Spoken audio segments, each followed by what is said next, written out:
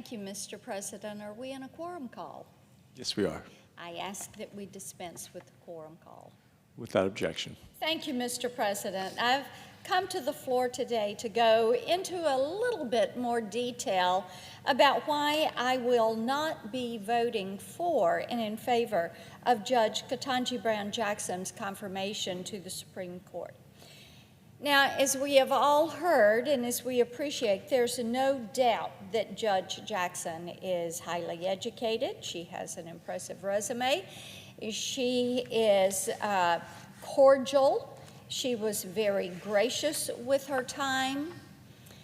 But as I listened to her responses over a 2-day period of time, I was really dissatisfied with the specifics, and as I got home to Tennessee and talked to Tennesseans, they had wanted to hear specifics from her and were disappointed that she did not come forward with those specifics. And my colleague, Senator Durbin, helpfully pointed out this morning that Judge Jackson did indeed make the rounds up here prior to her hearing. Yes, indeed. She did do that. She came to my office, and we spent about an hour together talking about her record. And I, of course, didn't give her a list of questions to study, but I did clue her in on some of the things that I thought were going to be important for us to discuss. Now, some are items we had discussed when she came before us for her appellate court hearing. Some of those things we never got a complete answer to. But we needed to get that complete answer. This is a lifetime appointment, and it was disappointing that we did not, even now, get that complete answer. What I have learned is normally, as we at Judiciary Committee conduct these hearings for judges for the federal bench, for Supreme Court nominees, they walk into the hearing room and they are prepared. They kind of come loaded with their remarks and their answers.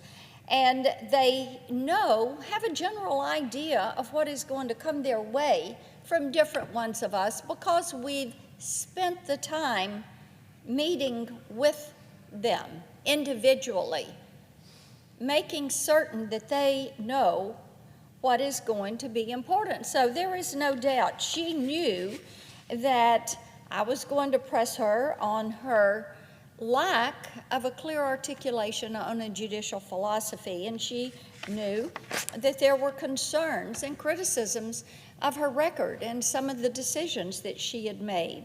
She knew that we'd ask tough constitutional law questions about abortion, substantive due process, and interstate commerce.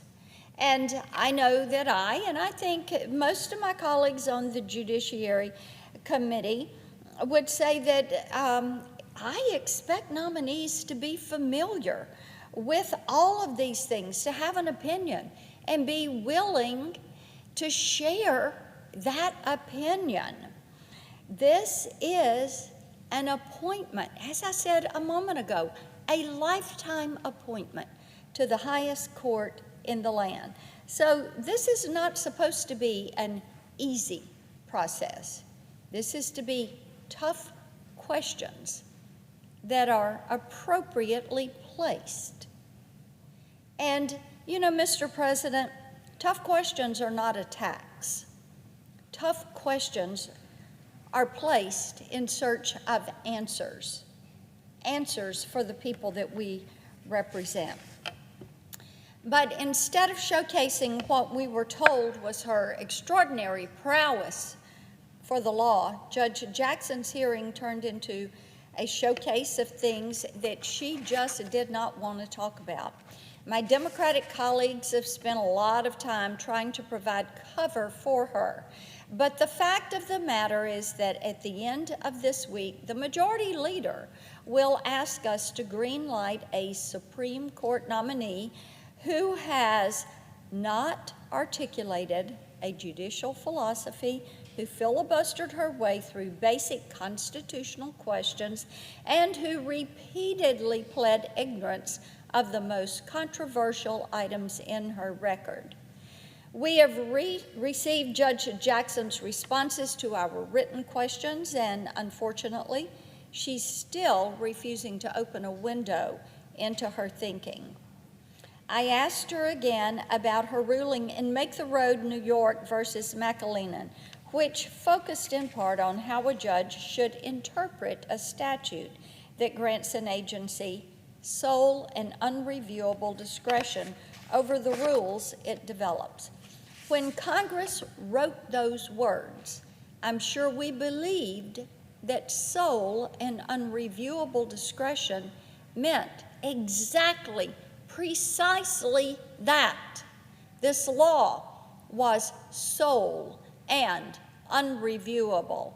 But rather than focusing on the plain meaning of the text, Judge Jackson took it upon herself to evaluate and reject the DHS rule in question and establish a nationwide injunction.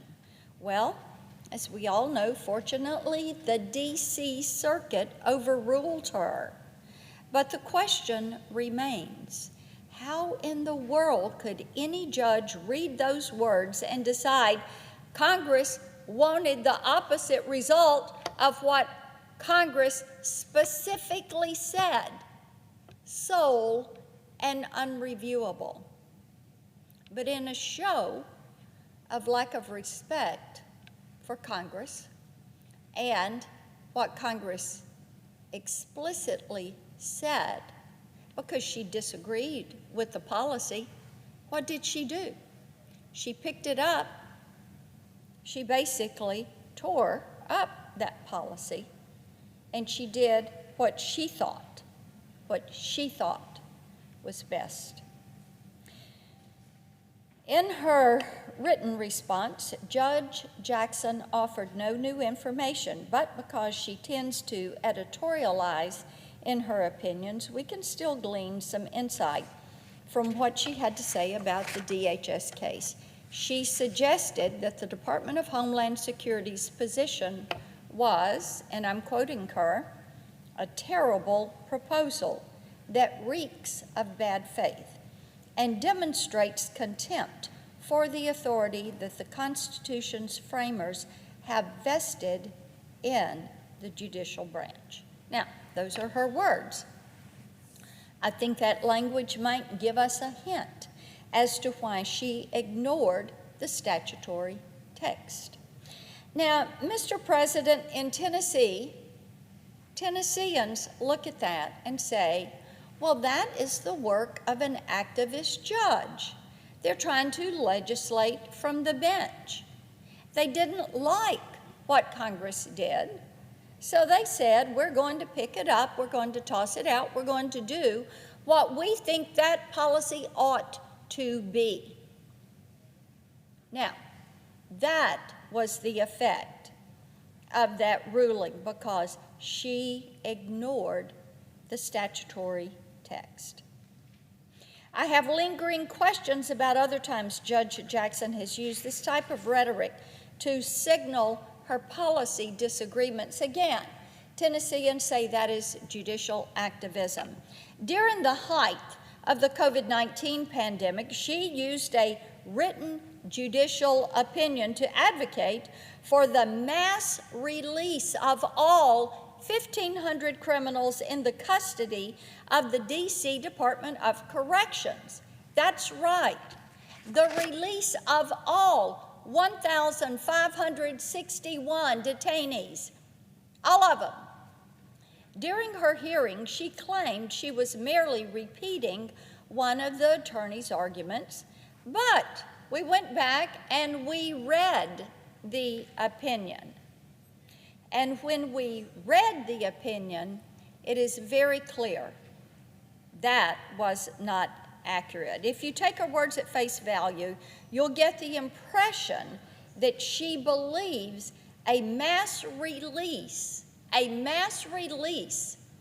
of detainees, of criminals, a mass relief is appropriate during the pandemic. So, if you look at our past pandemics, and if you say, well, a pandemic is going to come around, we're going to have something every 5 or 10 years, I think it's reasonable to question her judgment on this. What happens when you have the next Spanish flu or the next SARS? What happens the next time there is a pandemic? I think American citizens, I think Tennesseans, want an answer on that. Why would someone think, open the doors and release them, and then lament that they are not able to release all of them? I've got questions about her record of being lenient with criminals. Over the course of her career, Judge Jackson has developed a disturbing habit of granting leniency to dangerous criminals. She released a man who murdered a U.S. Marshal and gave a reduced sentence to a criminal who was known for attacking police officers. She under-sentenced child porn offenders at every available opportunity, not once or twice, but every time. If the guidelines gave her discretion, she used it to go easy on pedophiles. She looked for ways to go easy on dangerous drug offenders. And at one point, she actually apologized to a self-described fentanyl kingpin for his harsh sentence. That is of concern. It's of concern to many moms who, their top issues right now, inflation, open border, crime in the streets. They're worried about that. They're worried about what is happening. She had the opportunity to clear this up, but at no point did she offer a reassuring explanation of why she so consistently used her discretion to tip the scales, not in favor of victims, but tipping those scales in favor of criminals. On this point, we're not questioning her methodology, we're questioning her judgment. When I was back home in Tennessee this weekend, everyone wanted to talk about Judge Jackson's inability to define the word woman. The media has spent a great deal of time mocking that question, and I will tell you that is quite all right, because out there in the real world, people care about how she chose to respond to that question.